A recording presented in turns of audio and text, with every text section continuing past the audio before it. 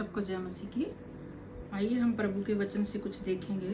Look का 12:35 में लिखा है, तुम्हारी कमरें बंदी रहें और तुम्हारे दिए जलते रहें और तुम उन मनुष्यों के समान बनो जो अपनी स्वामी की बाट देख रहे हो कि वह विवाह से कब लौटेगा, कि जब वह आकर द्वार खटखटाए तो तुरंत उसके लिए खोल दें। परमेश्वर का वचन हमें बताता है कि हमारी जो कमर है वो बंदी रहे और हमारे जो दिए हैं वो जलते रहें।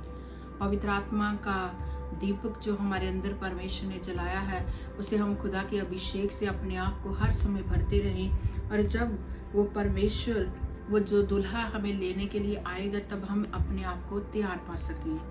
सो वचन कहता है, धन्य है वे दास जिन्हें स्वामी आकर जागते पाए।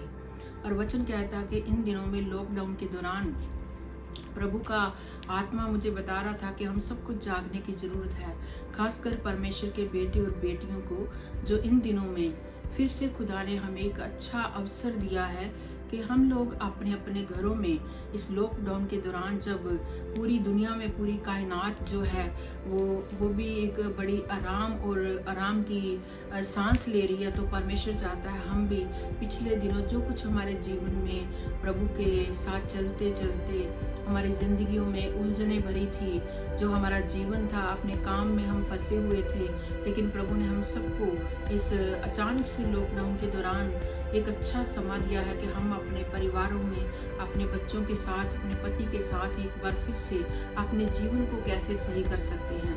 जब मैं पिछले दिनों खुदा के वचन से मनन कर रही थी, तब पवित्र आत्मा ने मेरे मन में इस वचन को डाला कि मैं इस वचन को लेके खुदा के वचन को दूसरे लोगों तक लेके जा सकूं। सो पवित्र वचन से हम देखेंगे मत्ती 25 अध्याय में, तब वचन में लिखा है, तब स्वर्ग का राज्य उन 10 कवारियों के समान होगा जो अपनी मशालें लेकर दुल्हे से भेंट करने को निकली। उनमें 5 मूर्ख और 5 समझदार थी। और वचन कहता है ये 10 कलीसियाओं के बारे में है। उनमें से 5 जो थी बुद्धिमान थी और 5 मूर्ख थी। ले समय है कि हम लोग बुद्धिमानी के समान बने, अपने जीवन की उन पुरानी जो मनुष्य था, हमारा मनुष्य जीवन था, पुराना स्वभाव था, जो मूर्ख भरी बातें हम करते रहे, प्रभु के साथ हम गुनगुनापन लेके चल रहे थे, लेकिन वचन हमें बताता है एक बार फिर से हम अपने कमर को कसे और हम जागते रहे, क्योंकि परमेश्वर के आने का समय बहुत ही नजदीक है। और वचन में ऐसा लिखा है, परंतु समझदारों ने अपनी मशालों के साथ अपनी कुप्पियों में तेल भी भर लिया। जब दूल्हे के आने में देर हुई तो वे सब ऊँघने लगी और सो गई। वचन में लिखा है, जब प्रभु यीशु मसीह अपने चेलों के साथ चल रहे थे तो चेलों ने पूछा, प्रभु तुम्हारा आना कब होगा? तो उस समय पवित्र आत्मा की अगुवाई के द्वारा जो यीशु मसीह थे, उन्होंने वचन के द्वारा बताया कि जब मेरा आना होगा तो उस समय लड़ाइयाँ होंगी देशों देशों के ऊपर, और जो बच्चे हैं अपने माँ बाप के अनाज्ञाकारी हो जाएंगे, लोगों के घरों में झगड़ा होगा, और जो साइंस है बहुत उन्नति करेगी, तरक्की करेगी, लोग शिक्षा को लेके इधर उधर भागेंगे, तो ये सब समाज जो है बहुत सारी बीमारियां बढ़ जाएंगी। जैसे आजकल हम देख रहे हैं एक कोरोना वायरस जैसी महामारी जो है भयंकर रूप लेके पूरी दुनिया में इसका डर और भय छा गया है। लेकिन आइए हम वचन को जानते हैं, पहले से ही परमेश्वर ने हमें बताया है, पहले से ही 2000 साल पहले खुदा ने इस बात को पवित्र वचन में लिख दिया कि कैसे परमेश्वर का आना होगा।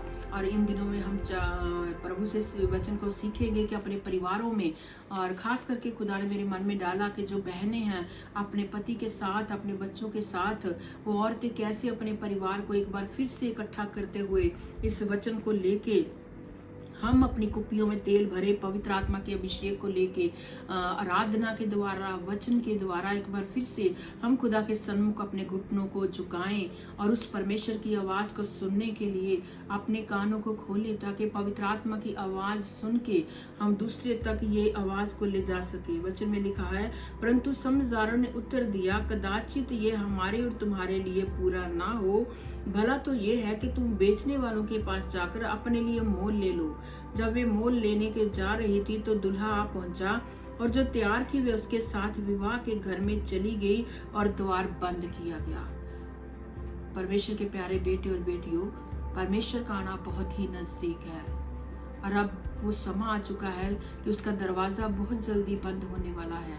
तो क्यों ना हम सब लोग अपने बच्चों को इस वचन से शिक्षा दें, क्योंकि प्रभु के वचन में लिखा है हर एक माँ बाप अपने बच्चों को चलते फिरते, उठते बैठते और लेटते हुए परमेश्वर के वचनों से उसके हुक्म और विधियों को सिखाए। इस लॉकडाउन के दौरान पूरी दुनिया डर और भय के अंदर है, लेकिन हमारे पास एक उम्मीद है। वचन में लिखा हम समय को लाभदायक करें। ये समय है कि हम अपने समय को परमेश्वर के साथ फिर से इकट्ठा करें, बांध लें। जो कुछ हमारा चला गया हम फिर से इकट्ठा करें, ताकि परमेश्वर जब आए तो हम भी अपने दुल्हे के साथ जाने के लिए तैयार हो सके। लोग सोच रहे हैं ये कोरोना वायरस कब खत्म होगा। ये जरूरी नहीं कि कब खत्म होगा, कितने दिन, कितने साल, कितने महीने लगेंगे, लेकिन ये जरूरी है कि हम अपनी आत्मा को प्रभु के साथ जाने के लिए कितना तैयार कर पाते हैं। तो आइए परमेश्वर के वचन में लिखा हम अपने आप को तैयार करें, प्रार्थना में बने रहें, वचन का मनन करें और सचमुच पूरे देश के लिए हम प्रार्थना करते रहें। जैसे पवित्र वचन में लिखा है कि जब वो मूर्ख औरतें थी उनके पास वो तेल खत्म हो गया और तब बुद्धिमानों से वो लेने के लिए चली गई, लेकिन उन्होंने भी तुरंत जवाब दिया कि हमारे पास तो अपने लिए ही काफी है। तो इसी तरह हमें तैयारी की जरूरत है और प्रभु अपने बच्चों से उम्मीद करता है कि वो लोग प्रार्थना करें, हम लोग प्रार्थना करें, ताकि पूरे दुनिया के अंदर एक छुटकारा आए इस बीमारी से और लोग फिर से आराम कर सके। परमेश्वर आपको आशीष दे।